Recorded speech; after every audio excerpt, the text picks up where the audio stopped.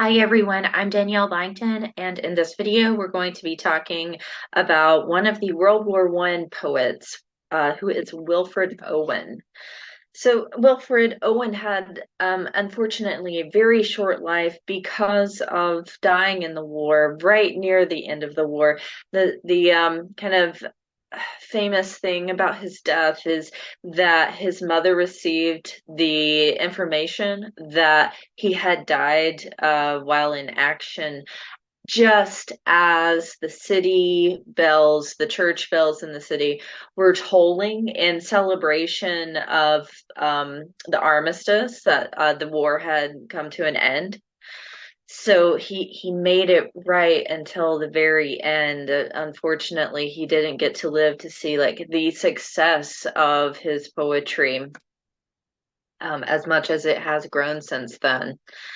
Um, when he's writing, especially in Dulce Et Decorum Est, you are reading about what we now have discourse for today in the psychology world is PTSD. I mean, he's writing about the experiences that create a lot of trauma. They come with a lot of trauma. And the reality of all that he's writing about, it's not so much just him wanting to get that off his chest, the terrible things he had experienced, but he did not believe in war per se. So that can be taken a couple of different ways. So it's sort of like not so much as being a pacifist, but disagreeing with the way that war propaganda was portrayed to young people to become involved in the war.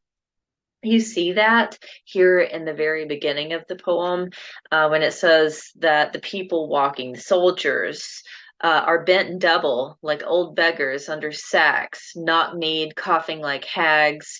We cursed through sludge, till on the haunting flares we turned our backs, and towards our distant rest began to trudge. Men marched asleep. Many of them had lost their boots, but limped on. Like, this is not this sort of propaganda image when we're talking about like what he disagreed with war and kind of suckering people in to come fight is that the average length of time a lot of these young men would actually survive on the battlefield in World War One was something ridiculously short, like 6 weeks. So he's commenting on these war propaganda posters saying like join, come fight, serve for your country, showing people marching upright, and they have these expressions of glory, or something is implied about it that instills some sort of valor in the illustration of the soldier. And the reality is that's not what war looks like. It's not what it looked like then. That's not what it looks like now. Um, so he didn't like how that was sort of betraying what the reality was.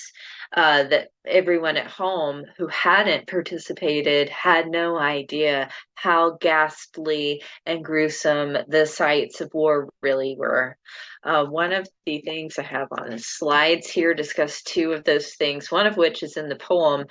Trench warfare was one of the primary ways that this that was particularly used in World War One.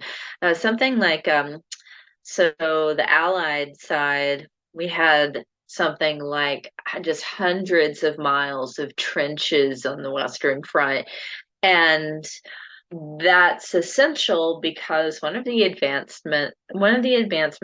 that's being used in World War One by this point is the use of heavy machine guns. So there's like just not really a chance if you send all your men um rushing on to the other side, and you're hoping that at least some of them make it to the other side to fight, and if not like almost one-on-one combat as they're going through the individuals on the other side.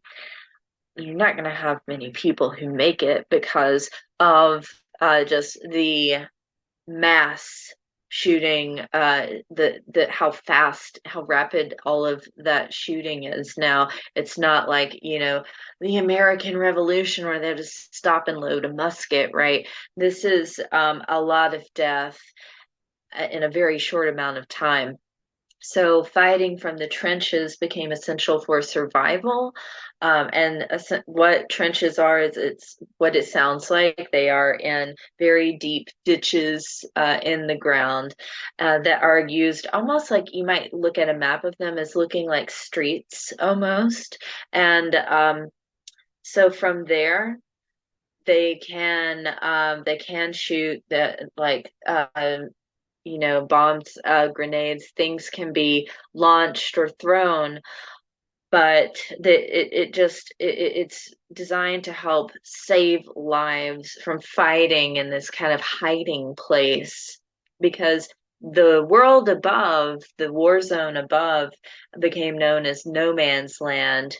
And if you're in my class, I have a clip from the movie 1917 of what that would have looked like. It's a really barren land because of any explosions that would have destroyed the landscape. So it's really muddy. You have a lot of tree stumps. The vegetation has been destroyed. You have stretches of barbed wire, so to help prevent the other side from rushing on to the men who would have been essentially setting ducks in a trench if there weren't some other barriers, right?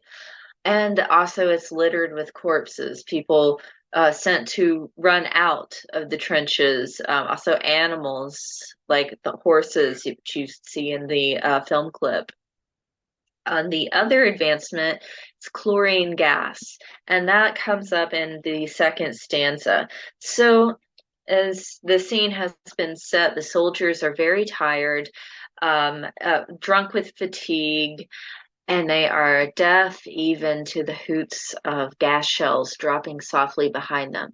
They are so utterly exhausted that for a moment they almost don't recognize that chlorine gas shells have been dropped behind them. And someone alerts them to the situation. We have gas, gas, quick boys, an ecstasy of fumbling, fitting the clumsy helmets just in time. Now, these aren't just helmets that they're putting on their heads. This is a full gas mask that he's talking about putting on. And they're fumbling because it's like, you got it, you have to get this right. You have only a few seconds to get this right because any exposure to the chlorine gas is not going to be a good situation. As you see, someone does not get their gas mask on in time. Someone still was yelling out and stumbling and floundering like a man in fire or lime.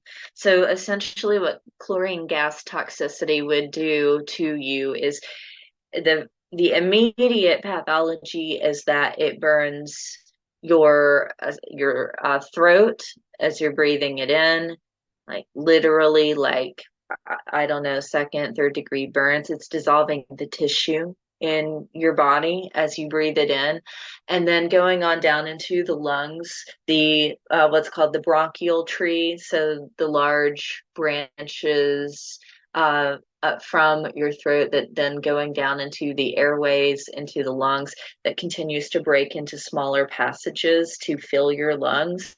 So essentially, it starts dissolving that, and those pockets just kind of melt on each other, and you drown in the own dissolved tissue of your lungs. It would be a very terrible, painful way to go, as you go on to see in the poem. Um, this this event of that he sees of the guy who doesn't get his gas mask on in time. He sees it through the misty panes of his gas mask, the glass eye sets, the lenses of his gas mask, and a thick green light. As under a green sea, I saw him drowning. So this guy is just gasping for air, and it's this horrible thing that he's witnessing. it is green because chlorine gas typically has a yellowish green color to it. In certain temperatures, the temperature can make it look more green or more yellow, depending on that. Um, this terrible thing that he has just witnessed, though, the speaker goes on to tell us that in all my dreams, before my helpless sight, he plunges at me, guttering, choking, drowning. Like he has nightmares about seeing this comrade who he couldn't help. He can't, either the guy didn't have a gas mask or something was dysfunctional about it when he couldn't quite get it on in time, and then it was just too late. And he says there's nothing that is forgivable, essentially, about the propaganda that would have caused that young man to have to be there in the first place and endure what he endures. Because you can assume, as it describes him, choking, like drowning, that word has come up in the poem, on his blood, because it starts dissolving your lungs. It doesn't even kill him instantly. This poor guy is suffering even after the chlorine gas attack, and they've just put him on the wagon that they're leaving with. If in some smothering dreams you too could pace behind the wagon that we flung him in and watch the white eyes writhing in his face, his hanging face like a devil's sick of sin. It's like this guy isn't even of this world anymore, for like the way that his body has been attacked by the chlorine gas. And he says, like, with every bump that on the road that the wagon hits, the blood comes gargling from the froth corrupted lungs, obscene as cancer, as bitter as the cud of vile. And after giving us that really gruesome description, he goes on to say, my friend, you would not tell with such high zest to children ardent for some desperate glory the old lie. Dulce et decorum est, pro patria mori. So he's going on to say, if you have looked up what that means or you read the footnote, that it means it's sweet and proper to die for one's country. So it's a tradition that there is some sort of honor in that. We're not saying that there isn't. If we didn't have war, if we didn't have people who fought for their countries, then maybe the Nazis wouldn't have been taken down in World War II. In some ways, yes, war is necessary, but remember that the whole point here that Wilfred Owen is making about that being a lie, when he calls it the old lie, he's saying that young people were being deceived into thinking this was an easy route for glory. It's some sort of fame. So, like the film clip that I give you in the course of No Man's Land from the film 1917, your two main characters, one of them is very obsessed with that concept of, oh, well, I'm going to go on this special little mission. It's not going to be a big deal, and I will become a war hero. And it's just not that simple. It's deadly and fatal to be involved in in the situation that he's involved in. So that is all for the Wilfred Owen poem. Thank you for watching.